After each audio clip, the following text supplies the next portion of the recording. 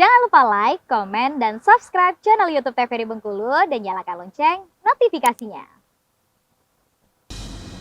Balik lagi di Opini, obrolan pagi ini masih dengan tema yang sama, yaitu sekolah menyelam bersama dengan Bang JK Mandiri dari founder Diving School. Bang JK, mungkin boleh nih diceritain kegiatannya sebagai founder Diving School ini apa aja sih Bang JK? Ya, founder Diving School ini kan artinya kan sekolah menyelam ya. Jadi sekolah menyelam itu banyak tahapannya Pak. Jadi sebelum ininya itu ada PAP, pengetahuan akademis penyelaman. Itu teori kelas lah, materi kelas. Jadi kita diajarkan cara menyelam, cara memakai alat, cara merawat alat. Kemudian kita juga diajarin entry itu cara meloncat ke air. Kalau di kolam kan cara melompat ke kolam ya. Gitu kan. Kemudian kita juga diajarin fisika penyelaman. Jadi akibat-akibat terus yang harus kita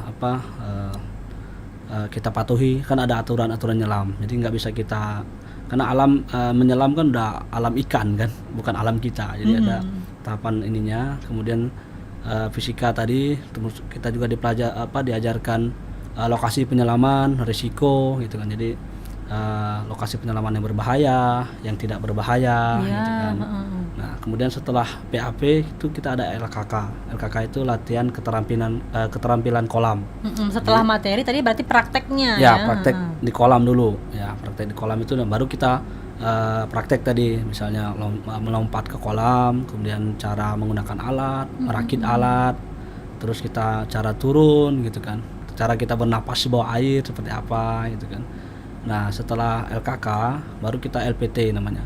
LPT itu latihan perairan terbuka, jadi langsung ke laut tuh. Tapi ke laut kita kan di laut kan asin, kalau di kolam kan masih air tawar, masih air kita lah gitu kan. Kalau di laut kan nanti baru kita pelajarin lagi nanti itu di laut yang langsung kan, praktek langsung di laut yang memang tempatnya gitu kan. Baru nanti kita terasa itu pedihnya air mata gitu kan. Mata pedih karena asinnya air. Nah, itu kita bisa juga mempelajarinya biar nggak pedih. Terus kita turun, nah kedalaman yang boleh dipatuhin. Nah, terus kita setelah kita turun ke dalam, misalnya kedalaman 10 meter itu harus pelan-pelan gitu kan. Nggak boleh langsung Mbak gitu. Nggak boleh, kalau langsung ya bahaya dengan telinga gitu kan. Tapi makanya tadi kita harus pelajari dulu di kolam. Jadi setelah kita pelajari di kolam, kita di laut aman gitu. Kemudian setelah di dalam kita naik dan juga harus pelan-pelan. Ada kedalaman-kedalaman tertentu kita harus stop, namanya stop dekom. Jadi biar udara-udara yang mengalir di tubuh keluar semua gitu kan. Di kedalaman 3 biasanya. Kalau misal kita nyelam di kedalaman 15, kita istirahat stop di kedalaman 7. Kemudian kedalaman 3 baru naik, dia nggak boleh langsung naik gitu. Jadi ada namanya, kalau kita langsung naik itu bisa ada kompresi gitu kan, bisa juga lumpuh gitu kan. Tapi yang Bang bilang tadi berarti kalau misalnya turun nggak boleh langsung turun gitu kan, kalau naik nggak boleh langsung naik gitu. Ada resikonya gitu ya. Resikonya sangat ini sekali, makanya kalau ininya efek bagusnya kalau menyelam itu kan kita bisa mengencangkan kulit gitu kan, mengawet muda gitu kan. Iya karena kita menyelam kan kita dikasih tekanan. Jadi dari kita nyelam normalnya kita misal 3 liter paru-paru kita sekali tarik udara kan. Kalau udah di dalam kan 1 liter, setengah liter gitu. Iya. Nah, rasanya lebih mengos-ngos gitu ya. Olahraga selam ini kan salah satu olahraga yang bisa dikatakan nomor 2 setelah terjun payung. Tapi kalau pergerakannya kita nomor 1. Kenapa? Kita semuanya bergerak kalau kita menyelam. Benar. Pikiran bergerak, kita takut, aduh ini ada ikan nggak nih, ada hiu nggak, kemudian takut cuaca bagus nggak nih, gitu kan? Nah, kan bergerak pikiran kan. Kalau kita olahraga main bola kan, wah kita asik aja tendang-tendang aja kan. Kalau nyelam, pikiran pasti. Kemudian lokasi, tekanan kita, tekanan tubuh kan.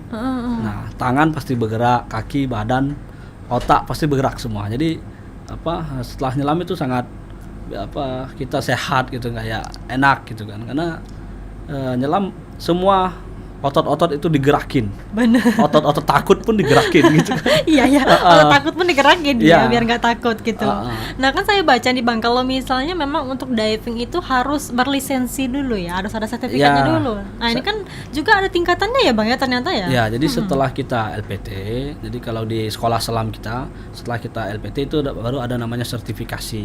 Sertifikasi itu nanti kita ada instruktur, kita ada strukturnya yang melatih dan menguji langsung mereka ini udah bisa menyelam atau tidak di laut. Nah itu. Jadi sertifikasi pun ada tingkatan-tingkatannya. Ya. Ada kalau kita menyebutkannya itu A1 atau bintang 1. Nah kalau A1 itu dia open water. Open water tuh penyelam pemula atau buka pintu gitu kan. Iya. Setelah itu baru A2 itu advance itu dia sudah ada nyelam malam, diving naik dive namanya kan. Naik dive kemudian nyelam di tempat yang dalam dan berarus. Nah dia harus bisa menguasain lokasi penyelamannya Pak. Jadi Iya. nyelam malam seperti apa gitu kan, berarus seperti apa. Kemudian ada A3 itu rescue. Nah, Itu udah pronya gitu ya. ya rescue itu dia udah bisa menyelamatkan orang lain. Nah dia wajib kalau misalnya ada trouble di bawah atau trouble penyelam lain, dia harus bisa menyelamatnya, Iya. bisa menyelamatin orang itu. Nah kemudian ada kalau itu A4 tuh dia udah tingkatan dive master namanya. Jadi di penyelaman itu paling tinggi lah gitu kan, dive master. Dia udah bisa bawa orang nyelam, dia udah bisa merencanakan nyelam, dia sudah bisa memandu lah penyelaman. Setelah itu baru ada B1 itu instruktur Ya. yang bisa mengeluarkan sertifikat Ya. A1 dan A2.